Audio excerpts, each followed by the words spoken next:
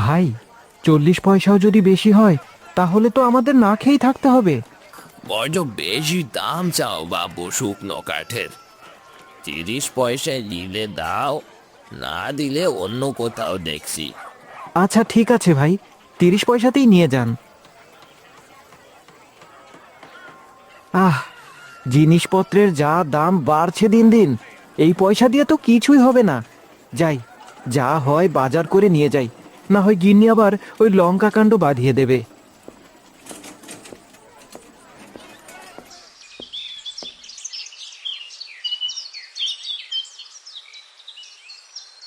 এই যে মশাই আসলেন, তা বলি বাজারের থলিটা এত হালকা কেন? হ্যাঁ, সোনার মোহর ফলিয়ে আনলেন নাকি বাজারে?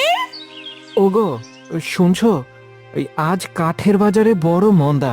ওই খদ্দেররা মোটেই দাম দিতে চায় না। অনেক কসরত করে ওই 30 পয়সায় জুটলো, তা দিয়ে আজকের চাল আর একটু নুন তেল আনলাম। 30 পয়সা? সারাদিন বনে কুড়ুল চালিয়ে মাত্র 30 পয়সা? দিন দিন তোমার কাঠের বোঝা কি ছোট হচ্ছে নাকি? বুদ্ধিতে মরচে ধরেছে? আছে চাল দিয়ে আমি কার পেট ভরাবো? হ্যাঁ, তোমার বুড়ো মা কি পাথর চিবিয়ে খাবে, নাকি আমি হাওয়া খেয়ে থাকবো? আহা মা, অত রাগ করিস নে।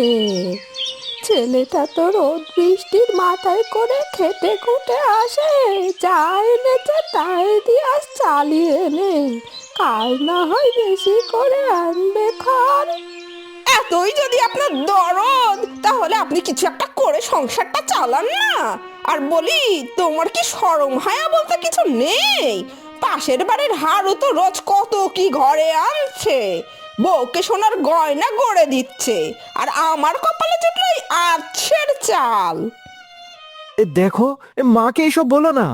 তোমার জ্বালায় সংসার ছেড়ে চলে যাব আমি। আর ওই হারু, হারু তো চুরির কাঠ বেচে, আমি তো সততার পথে চলি। থাক থাক, তোমার আর অত সততা দিয়ে আমার পেট ভরবে না। গয়না তো দূরের কথা, একটা আস্ত শাড়িও জুটলো না এই জীবনে।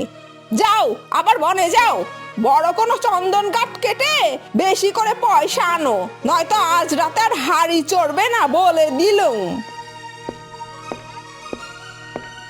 এই লোভ যে কোথায় গিয়ে ঠেকবে তা ঈশ্বরই ভালো জানেন। যাই, বনের গভীরে গিয়ে দেখি আজ কপালে কি আছে। এভাবে বলিস না রে বাপ, দেখিস একদিন সব ঠিক হয়ে যাবে। যা, সাবধানে যা, তাড়াতাড়ি চলে আসিস।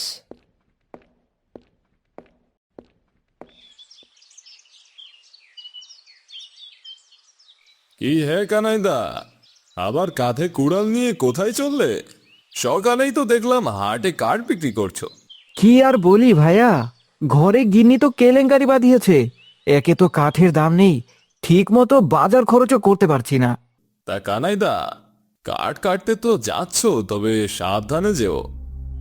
এদিক সেদিক আবার চলে যেও না, বিশাল বন বলে কথা। হ্যাঁ ঠিক আছে, এখন তবে চলি।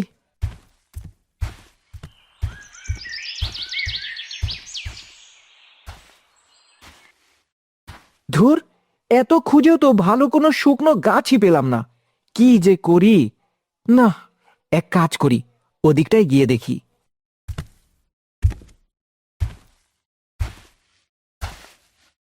আরে বাহ, কত বিশাল বড় গাছ! যদিও গাছটা একদম শুকনো না, তবে এই কাঠ কাটলে বোধহয় ভালোই দাম পাবো।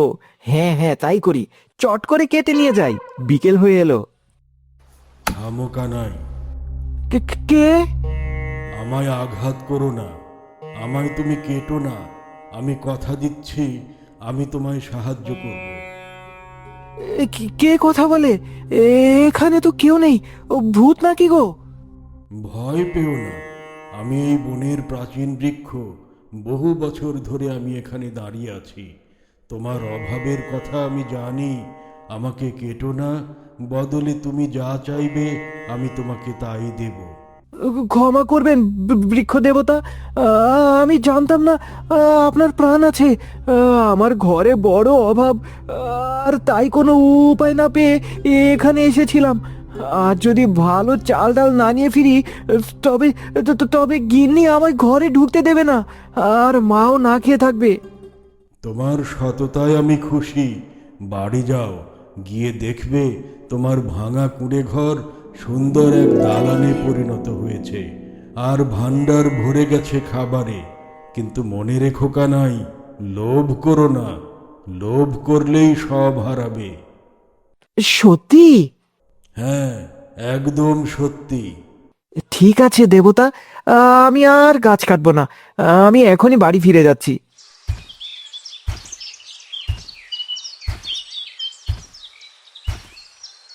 ওগো, শুনছো? মিষ্টি আর সন্দেশে ঘর ভরে গেছে গো। আমাদের ভাঙা চাল এখন পাকা দালান। কোত্থেকে এলো এসব? আমি তো কিছুই বুঝে উঠতে পারছি না গো। বনের এক দয়ালু গাছ এগুলো দিয়েছে গো। সে বলেছে আমরা যা চাইবো তাই পাবো, শুধু লোভ না করলেই হলো। মা কোথায়? মা কি খুশি হয়েছে? বাবারে, এত চাকচিক্য সইবে তো? আমাদের তো সেই সামান্যতেই চলে যেত। আহা মা, থামুন তো। সামান্য তো চলে মানে? শোনো গো, ওই গাছ যদি বাড়ি দিতে পারে, তবে কি আমাদের রাজা রানী বানাই দিতে পারবে না? যাও, তুমি কাল সকালে আবার যাবে, বলবে আমাদের একটা আস্ত রাজপ্রাসাদ চাই, আর দাস দাসীও চাই। গিন্নি, ওই গাছ যা দিয়েছে তাতেই তো আমাদের 7 জন্ম কেটে যাবে। না, ওটুকুতে আমার মন ভরবে না। কাল সকালে তুমি আবার যাবে, নয়তো আমি না খেয়ে মরবো। অত লোভ ভালো না বৌমা, এখন সব কিছুই আছে আমাদের কাছে, তাও তুমি লোভ করছো? আপনার জ্ঞান দিতে হবে না মা। আমি যা বলছি আমাদের সুখে থাকার জন্যই করছি। আপনি এর মাঝে ঢুকবেন না বলে দিলুম। আহ, এই অশান্তি আর ভালো লাগে না। ঠিক আছে ঠিক আছে, কাল সকালে আমি আবার যাব।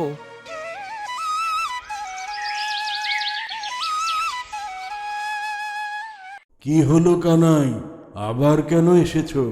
যা দিয়েছি তাতে কি তোমার সংসার চলেনি? ক্ষমা করবেন বৃক্ষ দেবতা, কোনো কিছুই আপনার অজানা নয়। আমার গিন্নি কিছুতেই মানছে না। তার বড় শখ সে রানী হবে, আমাদের একটা রাজপ্রাসাদ হবে, আর গিজগিজ করবে দাসদাসী। সে না খেয়ে মরে যাওয়ার জেদ ধরেছে। কানাই, আমি আগেই বলেছিলাম লোভ অমঙ্গল ডেকে আনে। তবুও যাও, তোমার গিন্নি যা চেয়েছে তাই হবে। কিন্তু মনে রেখো, শান্তি সম্পদে থাকে না, সন্তুষ্টিতে থাকে।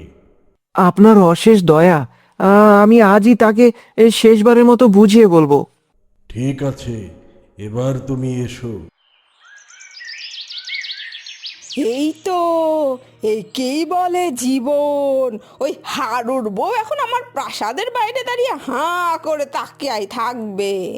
বৌমা, এত ঐশ্বর্য আমাদের সহ্য হবে না।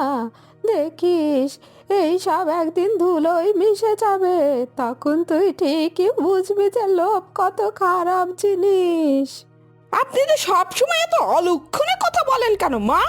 ও আসুক, ওকে দিয়ে এবার বলবো এই গোটা গ্রামটা যেন আমার কেনা গোলাম হয়ে যায়। আর হ্যাঁ, ওই গাছটাকেও বলতে হবে সে যেন আমার প্রাসাদের আঙিনায় এসে পাহারা দেয়। আমি যা চাইবো হাত পাতলেই যেন পাই। সরলা, তুই এবার বেশি বেশি করছিস। যা পেয়েছিস তা নিয়ে সন্তুষ্ট থাক, না হয় এও তোকে হারাতে হবে একদিন, মনে রাখিস। চুপ করুন আপনি। এ কি সরলা, রাজপ্রাসাদ পেয়েও তোমার স্বাদ মিটলো না? পুরো গ্রামকে গোলাম বানাতে চাও, এমনকি ওই দেবতা স্বরূপ গাছটাকেও বন্দি করতে চাইছো? হ্যাঁ চাই, আমি এই পৃথিবীর সবচেয়ে ক্ষমতাশালী নারী হতে চাই। কাল তুমি গিয়ে বলবে ওই গাছ যেন নিজেই আমার হুকুমের দাস হয়ে এখানে চলে আসে, না হলে আমি ওই গাছকে পুড়িয়ে দেব। সরলা, বিপদ ডেকে এনো না। বেশি কথা বলো না, যা বলছি তুমি তাই করো, আর না হলে ভালো হবে না। যাও, এক্ষুনি যাও।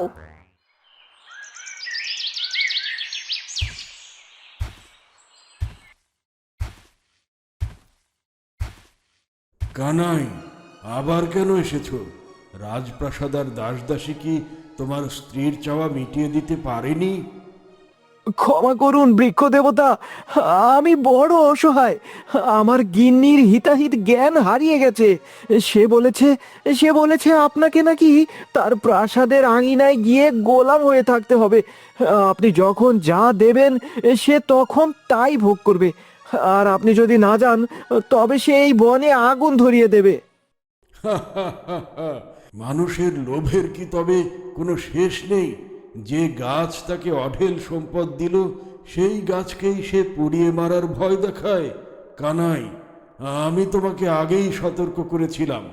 কৃতজ্ঞতা যে জানে না, সম্পদের মর্যাদা দেওয়ার ক্ষমতা তার নেই। প্রভু, প্রভু ওকে ক্ষমা করুন। ও বুঝতে পারছে না ও কি বলছে। ঠিক আছে, আমি তোমার আঙিনায় যেতে পারবো না, আর বাকি যা চেয়েছ তা আমি পূরণ করে দিচ্ছি। এবার তুমি ফিরে যাও।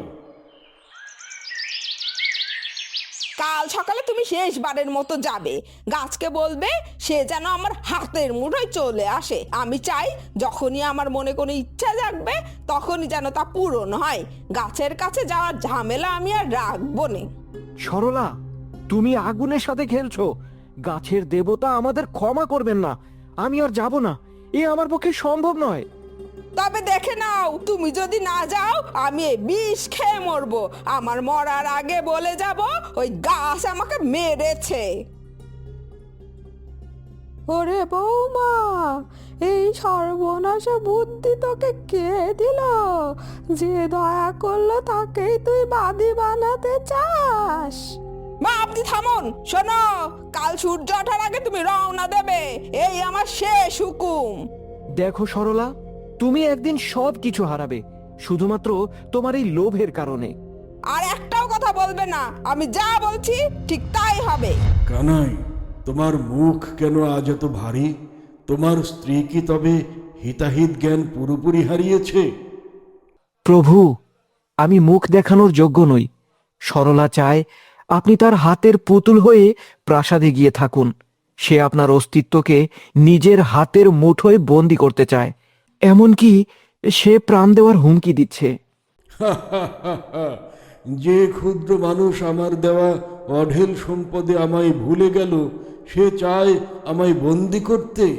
কানাই, মানুষের লোভ যখন সীমা ছাড়িয়ে যায় তখন প্রকৃতি তার বিচার করে। তোমার স্ত্রীর ইচ্ছা পূর্ণ হবে, তবে অন্যভাবে। যাও, ফিরে গিয়ে দেখো তার ইচ্ছার পরিণতি।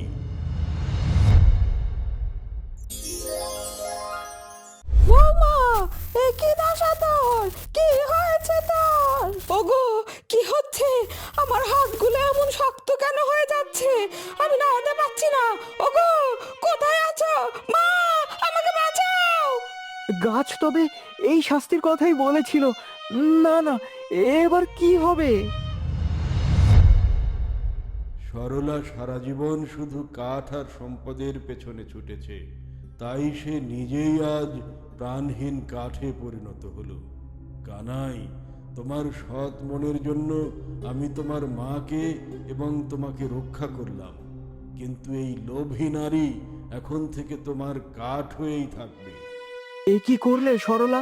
সব পেয়েও তুমি কিছুই রাখতে পারলে না।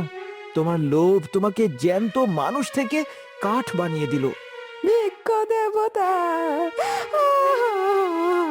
বৃক্ষ দেবতা, সরলাকে আপনি ক্ষমা করুন।